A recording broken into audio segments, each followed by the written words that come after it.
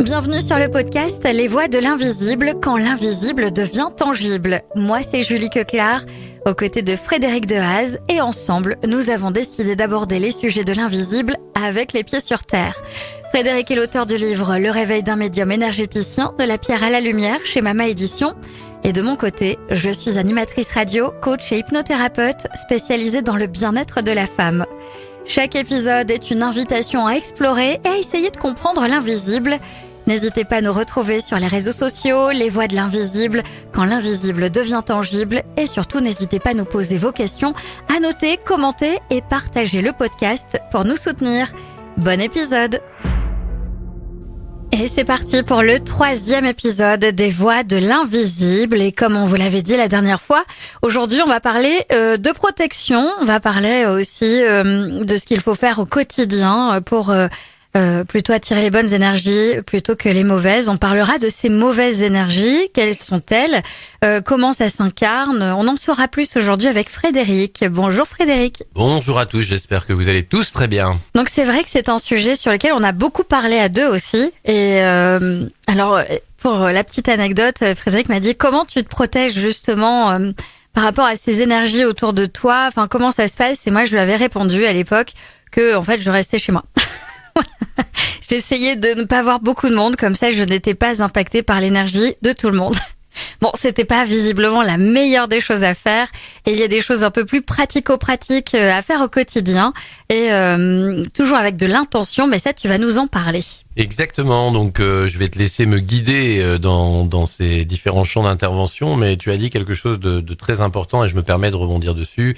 L'intention va être vraiment quelque chose de déterminant quand on veut faire quelque chose. Alors à l'instar d'un message qui a été un peu oublié, et j'en disais un mot avant de démarrer le podcast, de la protection notamment intime, il y a une explosion des maladies sexuellement transmissibles qui revient à notre époque.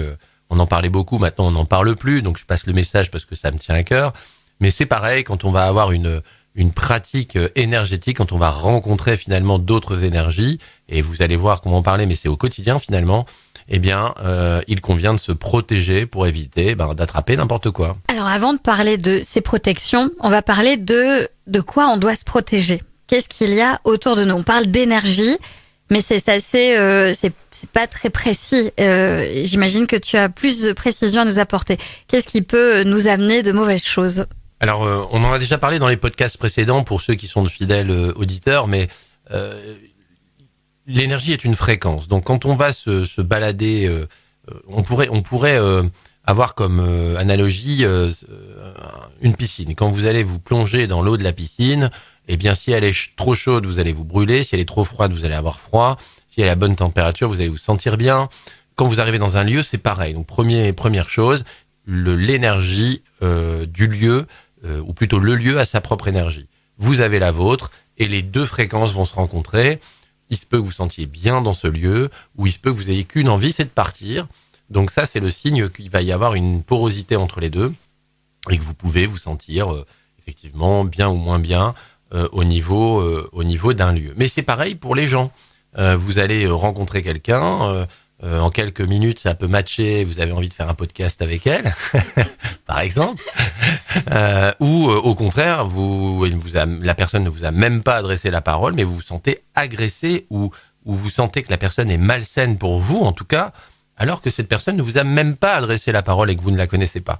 Donc ça va être vraiment un langage invisible, celui des énergies, les voix de l'invisible, en voilà une, et donc effectivement, à chaque fois, il va avoir une interaction énergétique.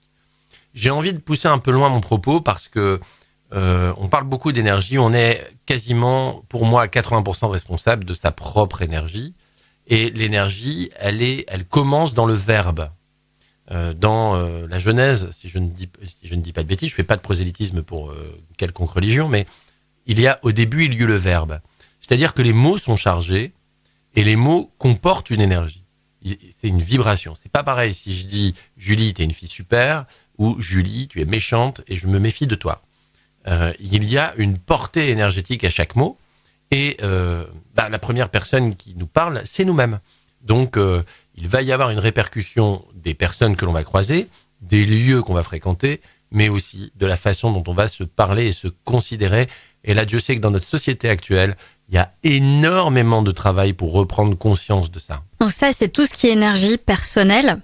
Mais pour avoir, justement, avant de faire ce podcast avec toi, avoir pu avoir une séance avec toi par rapport à ma vie, à mon énergie, qui était très basse à l'époque, et tu m'as tout de suite parlé de mauvais œil, et tu m'as parlé aussi d'une entité qui était accrochée à moi. Alors peut-être que pour les auditeurs et auditrices qui nous écoutent aujourd'hui, ça semble un peu fou, mais sincèrement, ce que tu m'as dit à l'époque... je me souviens, tu m'as dit, j'ai une entité, il y a quelqu'un qui arrête pas de me dire, j'en ai plein le dos, j'en ai plein le dos, j'en ai plein le dos. Et c'est vrai que j'étais dans une sorte de marasme depuis très longtemps, où je me sentais totalement affaissée par toute la charge que j'avais. J'avais l'impression que je ne pourrais pas faire tout ce qu'il y avait autour de moi, que ce serait impossible. J'avais tellement de choses à faire en solo. Après la séance qu'on a faite ensemble, j'ai rangé toute ma maison. J'ai passé des heures à tout remettre en ordre. Et pour autant, j'étais fatiguée, mais je n'avais pas l'impression d'en avoir plein le dos. Et c'est vrai qu'il y a eu un grand mieux après la séance. Et c'était assez incroyable. Après, je suis quelqu'un qu'on peut pas vraiment, on peut pas m'amener dans des choses sur lesquelles je suis pas d'accord, et on va pas pouvoir me mettre de la poudre aux yeux. Ça ne fonctionne pas du tout avec moi. Ça n'a jamais fonctionné. Et je t'ai laissé faire les choses sans forcément y repenser après. Et c'est en faisant moi de mon côté, en me disant, ça y est en fait, je suis capable. Donc est-ce que tu peux me parler un peu plus de tout ça, justement, de ces entités, du mauvais œil? Et puis tu m'avais aussi parlé de pouvoir d'être envoûté, enfin je sais plus le mot, la sorcellerie, puis l'exorcisme, tout ça. Enfin voilà, on va revenir sur ces sujets. Ouais, on est sur, pour le coup, des sujets hautement spirituels. Et ça demande une certaine ouverture d'esprit, évidemment. Et c'est pour ça que j'ai commencé mon propos en parlant de l'énergie des mots, puisque là, pour le coup, tout le monde se parle, et tout le monde se parle au minimum, même si on parle à personne, en fait, on se parle à soi-même.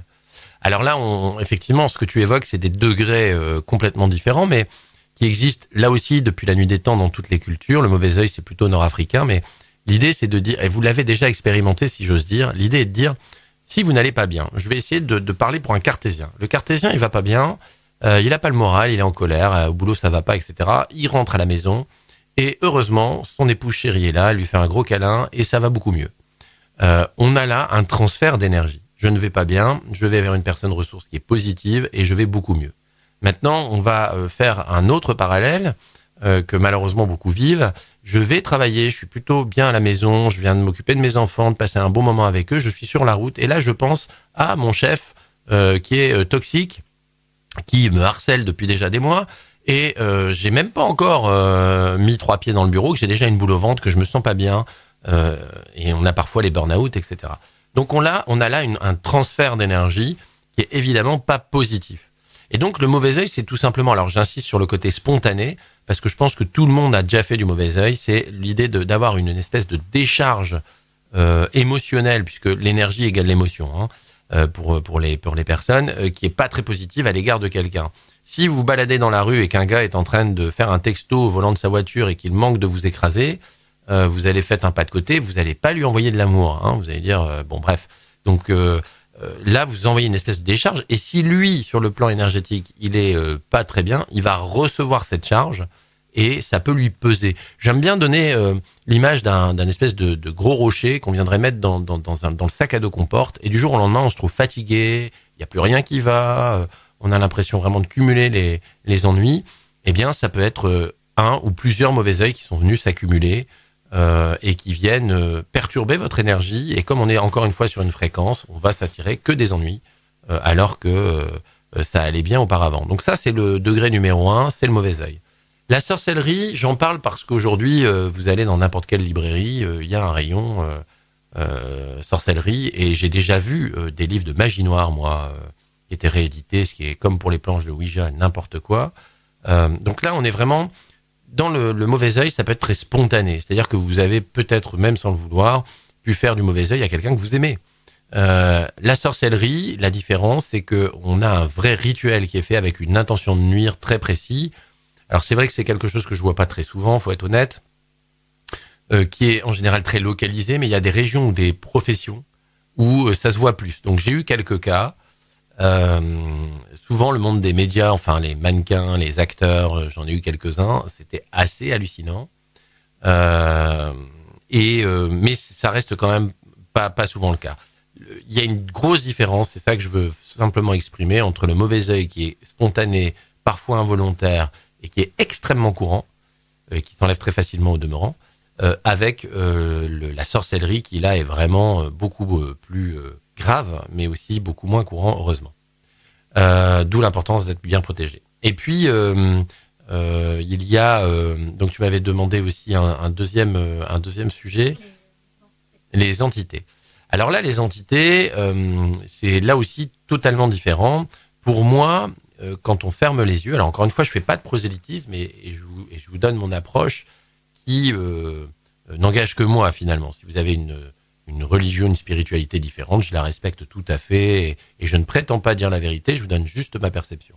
Mais pour moi, il y a 3 solutions. La première, c'est que quand on ferme les yeux, on espère monter. C'est pour ça que dans tous les continents, dans toutes les religions, depuis la nuit des temps, il y a des rituels qui accompagnent les défunts. Et le but, on entend souvent qu'ils reposent en paix. Quand on regarde l'échelle émotionnelle, la paix, c'est ce qu'il y a de plus élevé en dessous de l'amour. Après, c'est la joie. Voilà le triumvirat. Et donc, évidemment, quand on est en paix, on vibre très haut. C'est-à-dire que vous avez la peur qui est tout en bas, vous avez la haine, vous avez la rancœur. Tout ça, c'est des énergies qui sont lourdes. Et la paix, au contraire, est très éthérée. Donc quand on est dans la paix, on monte. Quand on est resté dans la peur, on n'arrive pas à monter. On aimerait monter, mais on n'y arrive pas. On est dans un entre-deux. C'est-à-dire qu'on n'est plus ici, on n'est pas là-haut, et pour reprendre l'expression consacrée, on va errer comme une âme en peine à la recherche d'énergie, parce qu'il va nous en falloir pour rester dans ce plan où on est coincé entre les deux réalités. Et donc on va aller se nourrir sur des producteurs d'énergie que sont en fait les personnes bien incarnées. On produit de l'énergie, et donc il faut bien se rattacher à elles. Donc on va avoir des entités, moi j'appelle ça une incorporation, mais ça je l'ai appris nulle part, c'est mon jargon et c'est issu de mon expérience.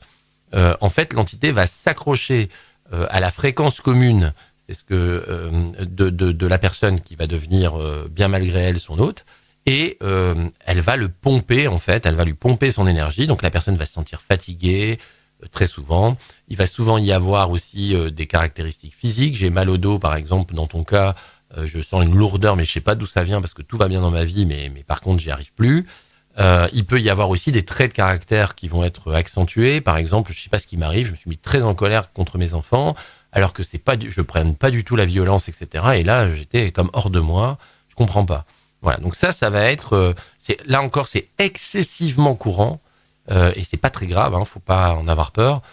C'est juste que si vous ne faites rien, l'entité va rester et ça peut durer. Et moi, j'en ai connu qui étaient comme ça depuis 20 ans, quoi. Donc c'était quand même assez lourd. Donc ça, c'est l'incorporation. Le dernier, tu parlais d'exorcisme. En fait, on va parler plutôt de possession. Donc la possession, c'est un degré plus fort que l'incorporation. C'est-à-dire que là, on a affaire à la 3e entité. J'avais dit qu'il y avait 3 solutions. La première, c'est je monte. La deuxième, c'est je voudrais monter, mais j'y arrive pas. Et le 3e, c'est je ne veux pas monter. Pourquoi ? Parce que je suis en général connecté à un vice et je veux continuer à exercer ce vice. Donc ça, c'est des cas beaucoup plus lourds, qui sont beaucoup plus rares. Je dirais que c'est 1% à peu près des consultations. Si demain j'écris le 2e livre dont on a déjà eu l'occasion de parler, il y aura quelques cas que j'explique qui sont documentés, puisqu'il y a parfois eu des enquêtes, etc. Enfin bref, je raconterai tout ça. Mais ce qu'il faut comprendre, c'est que la possession, le dénominateur commun, c'est qu'on va perdre le contrôle de ce qu'on fait à un moment donné, et il va y avoir une altération de la personnalité, une altération des habitudes de la personne. Alors, bien entendu, le premier réflexe quand ce genre de choses arrive, c'est d'aller voir des médecins, puisque, encore une fois, on n'est pas des apprentis sorciers, c'est le cas de le dire, et la médecine doit être au centre des préoccupations des individus qui vivent ce genre de choses. Mais si la médecine a du mal à expliquer, ou de manière au moins complémentaire, on peut peut-être consulter pour regarder un peu ce qui se passe. En fait, ce que moi j'ai pu constater, c'est que c'est des gens qui, pour donner un exemple précis, un monsieur qui a fait une belle carrière sportive, donc je vais rester très vague évidemment pour préserver son identité, et qui dans sa 2e carrière, sa reconversion, va créer des entreprises et il va pour cela travailler en binôme avec son épouse qu'il adore. C'est un monsieur très jovial, que tout le monde connaît pour sa jovialité, sa bonne humeur, est toujours très positif, etc. Et la prunelle de ses yeux, c'est clairement son épouse. Ils ont une relation extraordinaire qui fait envie à tout le monde. Et voilà. Et puis ces gens vont déménager dans une nouvelle maison. Et on parlait tout à l'heure des énergies des maisons. Et à partir du moment où ils vont arriver dans cette maison, ce monsieur va progressivement, alors le délai c'est 6 mois à peu près, il va commencer à être de temps en temps un petit peu taciturne. Et puis il va progressivement devenir carrément certains jours un peu caustique, un peu pas sympa. Et puis ça va dévier progressivement jusqu'à ce qu'il finit par avoir des colères incroyables qu'il maîtrise absolument plus, où il va hurler notamment sur sa femme et être extrêmement violent avec elle, non pas physiquement mais moralement. Et il va arriver dans des excès où quand il pique une colère, immédiatement après il va se mettre à pleurer en disant mais c'est pas moi, je te jure, pardonne-moi, c'est pas moi. Et il devient finalement spectateur de son addiction à la colère, parce que c'est une forme d'addiction en quelque sorte. Hein. Et il va aller jusqu'à avoir des envies suicidaires, il va aller voir... il va faire plein de choses. Et au final, on va se rencontrer et l'histoire est plutôt belle puisque tout va bien maintenant, je vous rassure. Il n'a pas mis à exécution ses projets puisqu'il avait vraiment des idées noires. Et le couple est toujours heureux et a retrouvé sa sérénité aussi bien dans le couple que dans les affaires, donc tant mieux. Mais ça fera forcément partie du livre que j'écrirai en deuxième parce que ça m'a beaucoup marqué. J'ai vraiment vu un homme qui avait perdu pied. Et le point commun des possédés, si on peut les appeler comme ça, alors c'est pas les films américains, hein, c'est pas un démon qu'il y a dedans. Hein. Enfin, en tout cas, moi, je vais pas encore une fois prétendre tout connaître. Mais dans les cas que j'ai eus, c'est juste des personnes incarnées qui étaient incarnées avant et qui sont malfaisantes de par une addiction. J'en ai eu une autre qui était sombrée dans la bouffe excessive. Donc elle se nourrissait du jour au lendemain, elle s'est mise à manger des plats italiens, c'était très spécifique. Hein. Matin, midi et soir, elle avait pris 20 kilos en moins de 7 mois. Et elle bouffait, jusqu'à s'en faire vomir. Enfin, c'était hallucinant. Et donc, une séance avait permis de remettre un petit peu les choses à plat. Encore une fois, après échec de toute prise en charge médicale. Mais donc, on n'est pas dans le folklore des films américains. On est vraiment dans... je perds la notion de la justesse, finalement. Ça me dépasse. Je suis spectateur de ce que je fais. Et il y a une addiction derrière qui peut être sexuelle, qui peut être alcoolique, qui peut être violente. Des gens qui se battent tout le temps, par exemple. Qui sont dans une paranoïa aiguë. Moi, j'ai eu ce cas aussi. Et donc, j'ai deux choses... j'ai jamais eu quelqu'un de possédé qui venait de lui-même. On me l'a toujours amené. Ça, c'est... Et il y a toujours ce moment où il va vous dire, quand on le met face aux choses qu'il a faites, c'est pas moi. Voilà, ça, je l'ai eu à chaque fois. Heureusement, c'est des cas extrêmement rares. On le dit et on le rappelle, c'est extrêmement rare et ça ne peut pas justifier le comportement de certaines personnes. Voilà, avant toute chose... Il y a des comportements qu'on ne peut pas accepter de la part d'autres personnes et évidemment, vous avez la police, vous avez des structures qui aident et ne pas hésiter et après en second temps de pouvoir de façon extérieure aussi amener la personne à pouvoir se faire suivre si c'est important et ensuite venir te voir toi ou d'autres personnes qui travaillent sur les énergies. Mais on le rappelle, c'est extrêmement rare. Personne ne peut se cacher derrière ça. Tout le monde n'est pas possédé. Voilà. Après, tout le monde doit travailler sur son chemin de vie aussi. Par rapport à ça, donc j'imagine que la possession, on ne peut pas soi-même s'en sortir. J'imagine qu'on a besoin, forcément de quelqu'un comme toi pour pouvoir sortir de cet état-là. Qu'en est-il pour les entités et puis pour le mauvais œil? Parce que tu disais c'est très facile de s'en débarrasser du mauvais œil. Quels sont tes conseils là-dessus? Alors je rebondis parce que c'est tellement important, même si tu l'as très bien dit, mais évidemment que c'est encore une fois extrêmement rare. Venir me voir moi ou d'autres, parce que évidemment je suis pas le seul et je préempte absolument pas ça. Il y a des autorités religieuses aussi, en fonction de vos croyances, que vous pouvez peut-être consulter même en premier lieu, parce que je ne cherche pas à en avoir tous les jours, très clairement. C'est toujours des séances très intenses. Et au demeurant, je le dis aussi, je ne reçois pas tout le monde, donc c'est vraiment toujours le bouche à oreille et je demande toujours à mes guides si je peux, si j'ai le droit d'intervenir. Et parfois c'est non, hein, donc c'est pas une question personnelle, c'est vraiment, c'est pas moi qui choisis, quoi, en quelque sorte, hein, donc ça je le signale aussi. Mais d'abord et avant tout, oui, attention à la manipulation, c'est bien trop facile, et surtout aux maladies mentales, hein. Il y a des vraies pathologies mentales, les cas sont extrêmement rares de vraies possessions, les cas de pathologie mentale, malheureusement, beaucoup plus fréquentes. Donc, allez voir d'abord un médecin, on ne saura que trop le répéter. Alors, le mauvais œil, etc., je disais que c'était facile de l'enlever parce que je parlais pour moi, c'est un geste que je maîtrise plutôt bien, on va dire ça comme ça. Après, c'est plutôt comment s'en prémunir et notamment si vous voulez, les mauvaises énergies viennent toujours remplir un vide. Si vous vibrez haut et si vous êtes dans une très belle énergie, on peut pas vous atteindre. Si on peut vous atteindre, c'est que vous êtes à la base dans une énergie qui est basse. Et donc, je dirais que la meilleure des préventions, c'est de rester le plus possible dans une énergie haute. C'est-à-dire des pensées, puisque les pensées vont générer une émotion, les émotions sont une énergie et elle va influencer sur vos actions. Donc, la base de la base, c'est de pouvoir être dans des émotions positives, comme la gratitude, comme l'amour, comme la contribution, et ça va être vraiment déterminant. Moi, je sais que j'enseigne sur mes séminaires ou sur mes accompagnements, un petit rituel le matin, un petit rituel le soir, qui est tout simplement de se mettre dans des pensées positives. Alors évidemment, je vais un peu plus loin là-dessus, et on pourrait même, pourquoi pas, enregistrer à l'occasion une petite séance qui pourrait être offerte aux auditeurs, où le matin ils peuvent écouter pour se mettre dedans. Ce serait avec plaisir.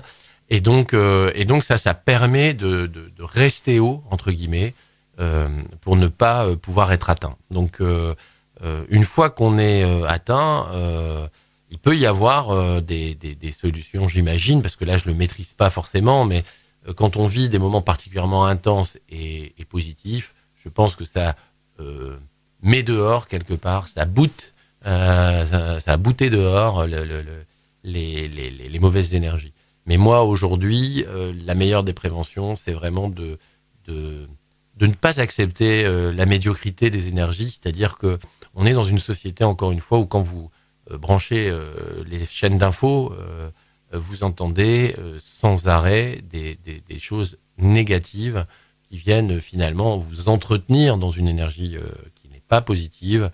Et évidemment que quand on entend toute la journée des trucs horribles, on n'est pas bien, quoi. Et donc on est vulnérable, tout simplement. Donc ça, c'est par rapport au mental. Moi, tu m'as conseillé d'avoir des pierres avec moi. On peut parler aussi d'hytothérapie pour se protéger. Alors évidemment, pour se protéger, il y a plein de choses. Donc je vais essayer de vous en donner un petit panorama. On pourra peut-être revenir en détail, mais là aussi, vous allez voir, c'est des choses qui existent depuis la nuit des temps, même si on l'a pas fait. Donc la première des choses, c'est l'intention. Et donc là, je viens de vous le décrire finalement en se mettant dans des dispositions positives de pensée. Ça, c'est, je dirais, le B à bas. La deuxième, elle est également très connue pour ceux qui au moins ont une croyance. Ça s'appelle la prière. Peu importe à qui elle est adressée. On va aller dans ce qu'on appelle des égrégores, c'est-à-dire des espèces de réservoirs d'énergie positive qu'on va convoquer par l'intermédiaire de cette prière. Il y a d'ailleurs des prières qui sont communes à certaines religions, enfin bref. Donc encore une fois, la sphère de la religion est extrêmement privée et je ne rentre pas dedans. En tout cas, la prière pour ceux qui le font est bien sûr une protection qui peut être très utile. Ensuite, on va être dans l'objet. Donc il y a des objets qui vont permettre, mais si on raisonne en priorité entre guillemets, il y aura d'abord les pierres, puisque tu en as parlé, la lithothérapie. Pourquoi je mets la pierre avant les objets? Parce que la pierre est brute, c'est la nature qui nous la fournit, comme certaines plantes au demeurant. Et donc, ça va être des outils qui vont nous permettre d'équilibrer les énergies. Pour moi, les pierres sont vivantes, elles ont une vibration. Et évidemment, par exemple, on sait que la tourmaline, pour en citer une, ou l'obsidienne, même s'il y a quelques précautions à prendre, sont des pierres de protection très fortes. La labradorite, l'œil de tigre, enfin tout ça, c'est des pierres de protection qui peuvent être utiles. Il y a aussi bien sûr les médailles. Donc là, on est maintenant sur un objet qui est manufacturé ou fait artisanalement. Donc il va y avoir les médailles, il va y avoir les pentacles, donc qui sont des symboles. On a les fameux pentacles de l'abbé Julio, qui sont connus, extrêmement connus. Et puis tout ce qui va être objet rituel ou symbolique. On en a de toutes les religions et de toutes les finalement tendances spirituelles, donc qui ont comme objet, comme fonction, sont chargés en fait d'intention, on y revient, mais c'est une espèce d'intention portable qui va être entretenue par l'objet. Donc tout ça c'est très bien pour les protections. On va aller beaucoup plus loin dans le temps et on va aller même remonter chez les Incas, etc., où il y avait des symboles gravés sur les murs qu'on retrouve aussi dans tous les édifices religieux de toute religion à ma connaissance, quasiment en tout cas. C'est ce qu'on appelle la puissance des ondes de forme. C'est-à-dire qu'on part du principe qu'il y en a une de forme qui est très connue, qui est la fleur de vie, qu'on retrouve depuis la nuit des temps aussi avec une régularité assez exceptionnelle partout dans le monde, et qui est une vibration de pureté finalement, de protection qui est extrêmement forte et très utilisée. Si vous venez dans mon cabinet, elle est présente. Et donc ça, c'est encore une fois il suffit de posséder d'avoir cette onde de forme à proximité pour que elle émane de cette forme émane une forme de protection. Donc voilà. Donc vous avez pour résumer l'intention qui est vraiment le plus important, la base de tout. Ensuite, si on reste dans les choses naturelles, il y a les pierres. Ensuite, les prières. On a tout ce qui va être objet rituel et puis la puissance des ondes de forme. Je dirais voilà les différentes choses qui peuvent nous permettre de nous protéger. Là maintenant on en sait un peu plus sur la protection, sur ce qu'il faut faire au quotidien. Vraiment la principale chose c'est d'avoir de bonnes intentions. J'imagine que d'être négatif ou de vouloir du mal à quelqu'un, parfois c'est ce qui arrive, et de là finalement ce qu'on appelle le karma intervient, non ? Oui, le karma, c'est un autre courant spirituel qui est pas de notre continent à nous, mais qui résume. Moi, quand j'étais enfant, je me souviens de ma grand-mère qui disait il y a rien qui passe et qui ne repasse. Et donc c'est l'idée de dire si t'envoies quelque chose de pas bon, ça te reviendra toujours. Et ça, c'est vrai que on revient à cette idée de vibration. Quand on se met dans une vibration qui n'est pas positive, que ce soit pour soi ou pour les autres, forcément, on crée de toute façon, la pensée est créatrice, et on crée des choses qui ne sont pas positives, peut-être pour la personne visée, mais aussi pour soi-même. Ça, c'est une évidence. Il vaut mieux toujours être... Vous savez, moi, j'ai connu des personnes qui ont vécu des choses terribles, notamment avec l'attentat du Bataclan, par exemple, où je connais 2 familles qui ont été touchées. Et encore une fois, loin de moi l'idée de porter le moindre jugement, parce que c'est tellement terrible que nul ne sait comment il réagirait si ça devait arriver. En tout cas, je connais 2 personnes qui ont perdu leurs proches, voire leurs enfants, pour être précis. Et il y en a 2 qui ont eu des réactions très opposées. La première a réussi à être dans le pardon, et la deuxième personne est encore aujourd'hui dans la haine la plus profonde. Alors évidemment, aucun jugement, encore une fois, parce que il faut dans les 2 cas tellement de courage pour continuer à vivre, je pense. Mais ce qui est certain, c'est que quand on pardonne quelqu'un, c'est pas un cadeau qu'on lui fait, c'est un cadeau qu'on fait à soi-même en fait, parce que bien sûr que la douleur et la tristesse est toujours vive, mais cette personne vit certainement mieux que l'autre qui est rongé par la haine et qui, pour le coup, ne peut même pas atteindre la personne qu'elle aimerait pouvoir toucher. Donc dans les 2 cas, j'ai beaucoup de pensée et d'amour pour ces 2 personnes, mais voilà, je voulais juste partager ça parce que c'est tellement important. L'amour et le pardon, pour moi, sont les 2 plus fortes énergies. Parfois, on dit que c'est une faiblesse, et moi je pense que c'est la plus grande force. Mais voilà, je n'ai pas été confronté à leurs difficultés, et j'espère en être préservé comme chacun de ceux qui m'écoutent. Mais je pense que c'est vraiment là où c'est dans ce genre de confrontation ultime qu'on peut mesurer à quel point ça peut être fort. Merci en tout cas pour ce retour qui est vraiment très enrichissant et qui permet aussi de comprendre de par ces exemples. C'est pas la façon dont on doit faire, mais la voie sur laquelle on peut arriver, on peut essayer d'arriver. Tu parlais aussi tout à l'heure de taux vibratoire. Taux vibratoire bas veut dire qu'on peut plus facilement attirer des entités, le mauvais œil, que quand on augmente son taux vibratoire, évidemment, ça va mieux. Alors, tu as parlé de prière, tu as parlé de se protéger, mais est-ce qu'il y a des activités, des choses qu'on peut faire au quotidien, en plus de la gratitude, tout ça, pour augmenter son taux vibratoire? Oui, bien sûr. En fait, tout ça, ça fait partie de la vie, tout simplement. Hein. Quand vous êtes avec des amis, que vous passez un bon moment, le taux vibratoire, il est haut, vous le savez. Quand vous faites du sport, vous le ressentez. Quand vous marquez si vous êtes footballeur et que vous marquez un super but, la vibration, elle est très haute, très vite. Hein. Donc, tout ce qui va relever de la passion. Vous savez, tous ces moments suspendus où quand vous faites quelque chose, vous voyez pas le temps passer. Vous élevez le taux vibratoire. On n'est pas forcément dans un rituel ou dans une religion, dans un truc ou dans un machin. Encore une fois, ceux qui en ont, c'est super et ça les aide à se connecter. Mais la méditation, encore une fois, le sport, le fait de préparer sainement à manger, par exemple, tout ça, c'est des choses qui vont augmenter la vibration. Ça peut être le rangement. Quand on range, on nettoie. Enfin, on l'a tous au moins éprouvé au moins une fois, quand on a des périodes un peu difficiles et que d'un seul coup, on se met à tout ranger chez soi et hop, on a une énergie nouvelle. Donc, évidemment, quand on fait l'amour, quand on est avec des personnes qu'on aime, c'est des moments, enfin, et encore, ça dépend comment il y a faire l'amour et avoir un acte sexuel, c'est pas tout à fait pareil. Je parle bien du partage, moi, c'était ça que je voulais évoquer. Bien évidemment qu'on augmente son taux vibratoire à ce moment-là, quand on est avec ses enfants, etc. Voilà, autant d'exemples qui font qu'au quotidien, on va avoir des moments, et les personnes qui s'enferment très souvent vont avoir une vie qu'ils subissent. Et il n'y a plus ces moments d'oxygène. Ils ne sont qu'à répondre à la demande et à l'environnement, et finalement, ils vont baisser effectivement en vibration, et ça va arriver jusqu'à une accumulation. Ça va devenir, finalement, la vie ne va être qu'une succession de choses pas forcément extraordinaires. Finalement, la vie moderne telle qu'on la connaît, les réseaux sociaux, le fait de toujours aller plus vite, d'être très solitaire, de dire qu'on a besoin de personne, ça dessert tout le monde. C'est une descente incroyable du taux vibratoire en revenant à du naturel, en revenant à des choses beaucoup plus simples. C'est là où on se rend compte qu'on est dans le vrai. Alors, je rebondis sur tes mots, parce que j'avais oublié cette base essentielle, se balader dans la nature. Mais quel bonheur pour élever le taux vibratoire, tu as raison. Mais oui, bien sûr que la société de surconsommation, la société où l'ego est la seule boussole finalement, on a quand même des gens qui mettent fin à leur jour parce qu'ils ont perdu des likes. Enfin, je veux dire, c'est dramatique de ce point de vue-là. Et on a une société anxiogène.